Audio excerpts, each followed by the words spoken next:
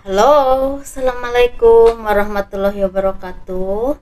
Kita reading lagi ya. Kita ngebahas kekuatan terbesarmu apa, atau apa kekuatan terbesarmu?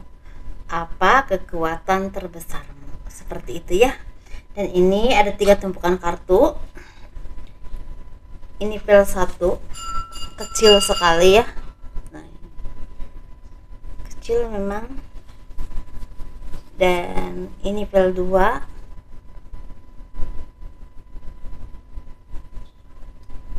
dan ini file 3.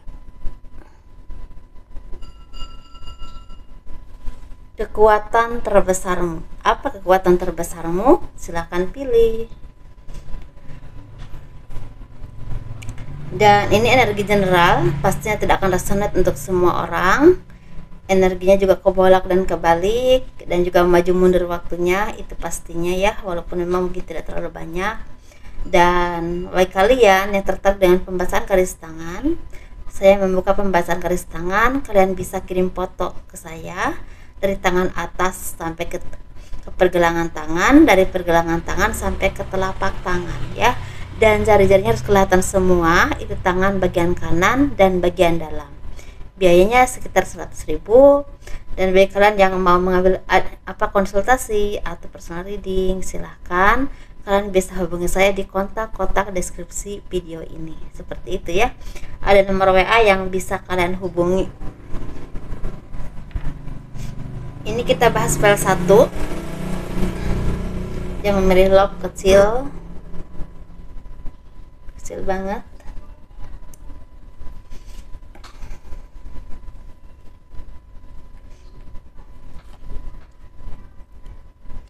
Bagaimana kabar kalian? Apakah baik? Semua diberikan kesehatan ya, panjang umur, dilimpahkan berkah dan rezekinya, diberikan kemudahan dalam menjalani hidup, diberikan segala jalan keluar dari segala permasalahan kalian ya. Bagi yang kalian belum bekerja, semoga ada yang mendapatkan, istilahnya sepatutnya mendapatkan pekerjaan, seperti itu ya. Diberikan kemudahan oleh Yang Maha Kuasa. Amin. Apa kekuatan terbesarmu untuk memilih bersatu? Sepertinya kalian ini punya satu kelebihan atau kekuatan yang bisa kalian andalkan untuk menjalani kehidupan ini, yaitu kesabaran. Kalian mempunyai kesabaran yang cukup dalam, cukup kuat untuk menghadapi berbagai permasalahan atau persoalan dalam hidup kalian. Dan kesabaran ini bisa dijadikan kalian untuk menjadi seperti alat atau seperti pondasi untuk kalian menekuni sesuatu atau mempelajari sesuatu dengan ketelatenan dan ketekunan dan kesabaran, sehingga menjadikan kalian menjadi seseorang yang memang mumpuni di bidang kalian masing-masing.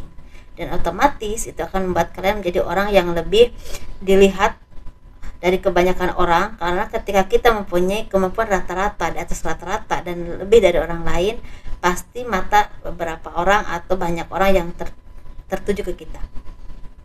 Begitu juga dengan rezeki. Pasti rezeki itu juga akan datang ke kita. Dengan apapun yang kita miliki, apapun yang kemampuan kalian, pasti ada orang-orang atau beberapa perusahaan yang membutuhkan kemampuan kalian di bidang apapun itu.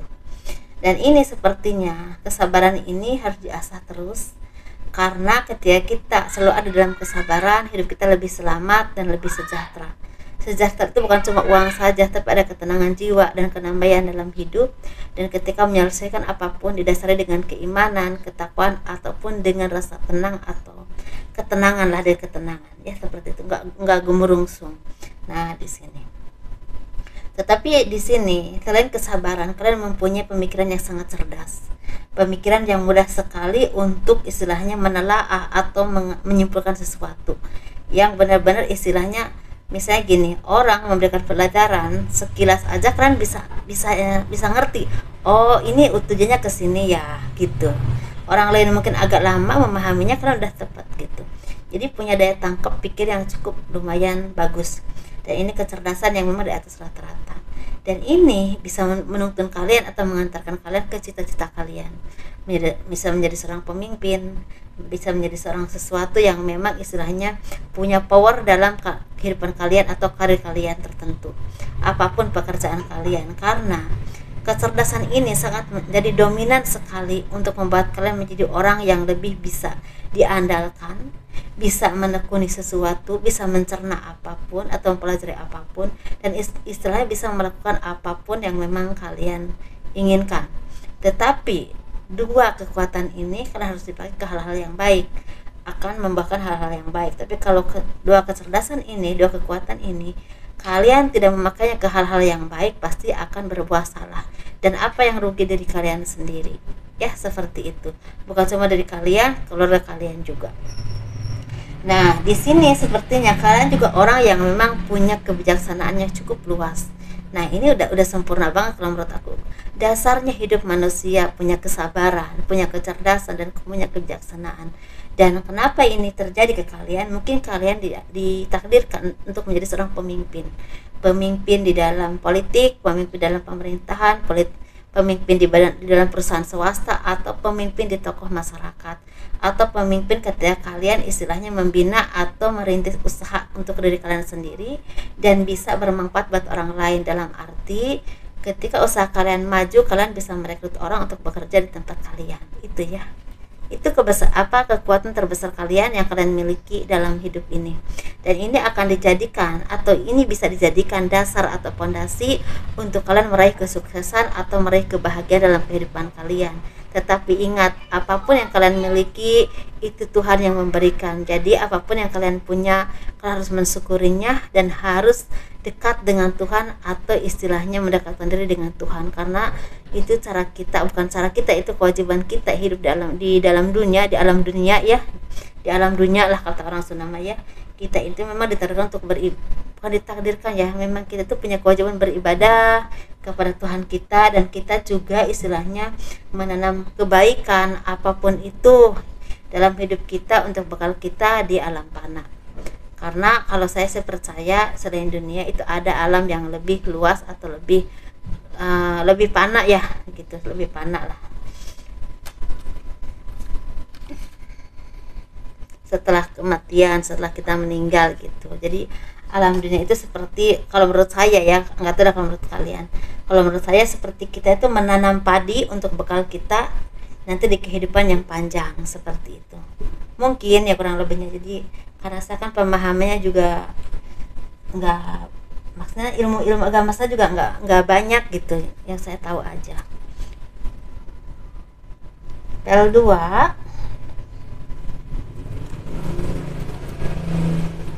kekuatan terbesarmu, atau apa kekuatan terbesarmu gitu ya.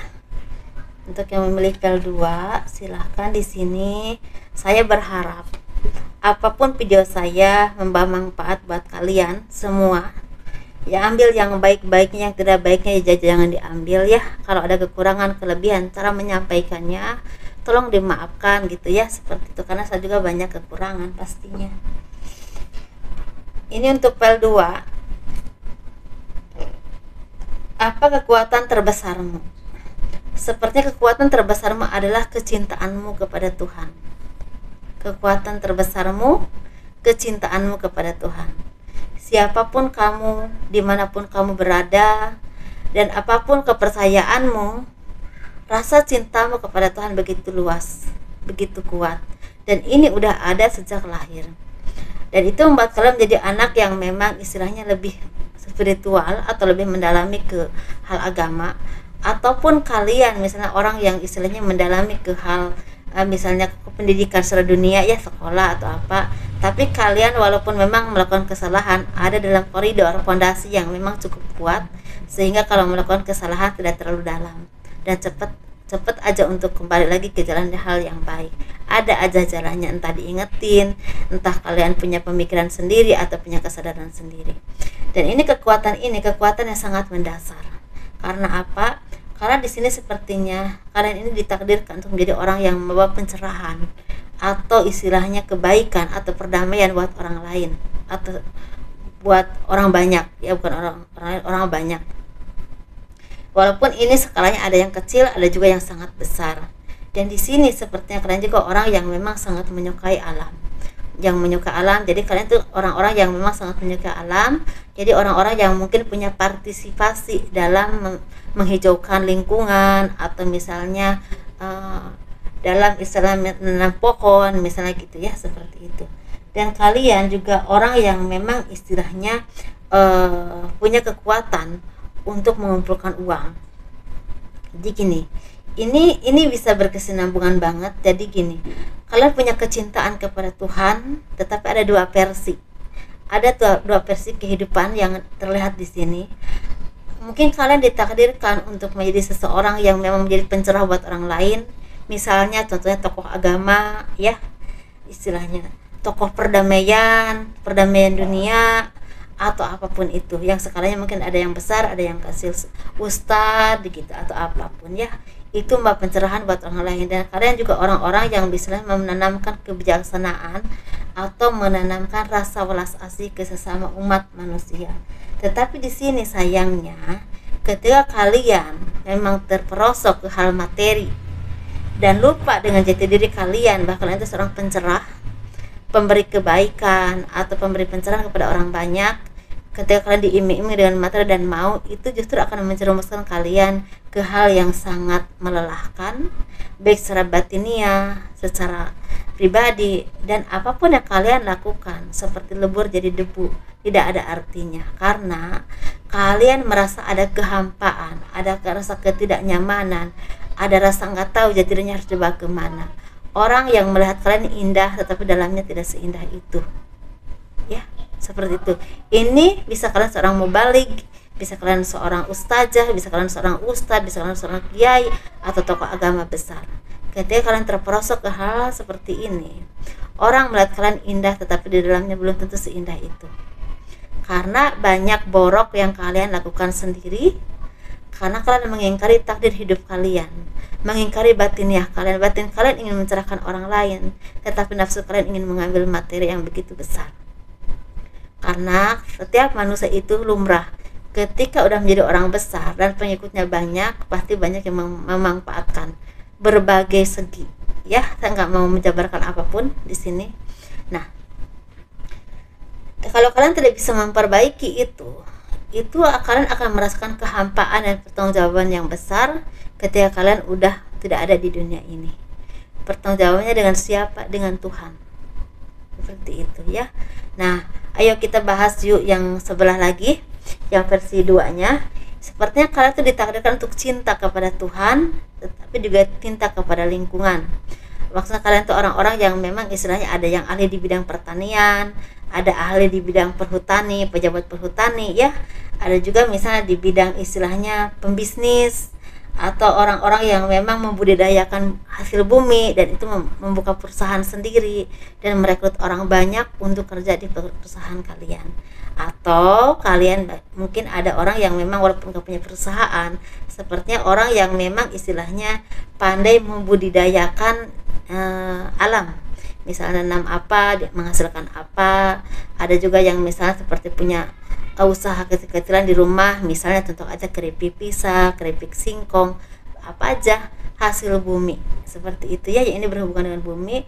Dan kalian juga orang-orang yang menanamkan kebaikan kepada siapapun, dan kalian juga selalu bersikap baik kepada siapapun, banyak mengayomi orang banyak. Di sini memang versinya kan saya tadi bilang ada versi kecil, ada versinya skalanya besar.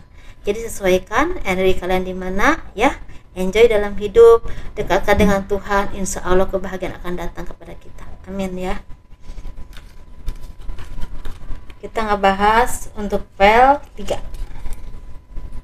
Dan di sini untuk pel 2 ini, kalau kalian tetap menjadi seseorang yang berteguh kepada Tuhan dan meyakini apapun yang kalian yakini yang udah memang ditakdirkan oleh Tuhan, rasa cinta kalian itu tinggi, itu kedamaian hidup itu akan datang dan terus datang, bukan cuma ke kalian sendiri tapi ke keturunan kalian juga. Dan otomatis kalian akan menanamkan kebaikan di lingkungan kalian dalam skala kecilnya ya, tapi skala besarnya dalam menanamkan kebaikan dan membawa kebahagiaan buat orang banyak, lautan orang, seperti itu ya. Apalagi sekarang sosmed ya. Sosmed itu bisa dilihat oleh siapa saja dan di mana saja, tidak terbatas ya, selama masih di dunia tentunya ya. Yuk kita ngebahas pel 3. kekuatan terbesarmu. Apa kekuatan terbesarmu? Kekuatan terbesarmu adalah orang yang gigih, orang yang tangguh, orang yang mau bekerja keras, dan orang yang tidak pantang menyerah. Orang yang pandai menyimpan uang, orang yang pandai mengambil keuntungan, ya seperti itu. Orang yang pandai mengambil keuntungan. Tapi sayangnya kalau kalian cara mengambil keuntungannya menghalalkan segala cara, itu memang akan untung tapi akan cepat habis. Tapi kalau kalian mengambil keuntungannya dengan cara yang baik, insya Allah akan bermanfaat dan tidak jadi beban dosa buat kalian. Seperti itu ya. Dan kalian juga orang yang memang pintar mengambil melihat situasi, pintar mengambil melihat situasi. Kira-kira nih, misal contoh aja, misalnya kalian ini di bidang kuliner misalnya, sekarang ini pandemi, wah ini orang tuh banyaknya di rumah ya, pasti kalau jualan makanan tuh laku. Nah kalian tuh jualan makanan yang kira-kira orang itu banyak beli. Misal contoh aja ya, nasi uduk sama ayam geprek, itu kan otomatis orang banyak beli. Karena di saat-saat pandemi seperti ini, orang tidak memikirkan baju ataupun fashion ya, atau misalnya gaya, yang penting makan seperti itu. Atau misalnya jualan ini sayur mentah ya, itu kan orang tuh pasti banyak di rumah, pasti sering masak, seperti itu contoh ya. Atau kalian ini orang yang memang banyak istilahnya memberikan ide-ide cemerlang untuk mendongkrak salah satu usaha orang lain, atau orang konsultan contohnya ya, konsultan, mentor, seperti itu ya, bisa mentorin orang, bisa jadi konsultan ke orang gitu, entah untuk usaha entah untuk apapun. Dan kalian orang-orang yang memang pintar bergelut dalam kondisi apapun.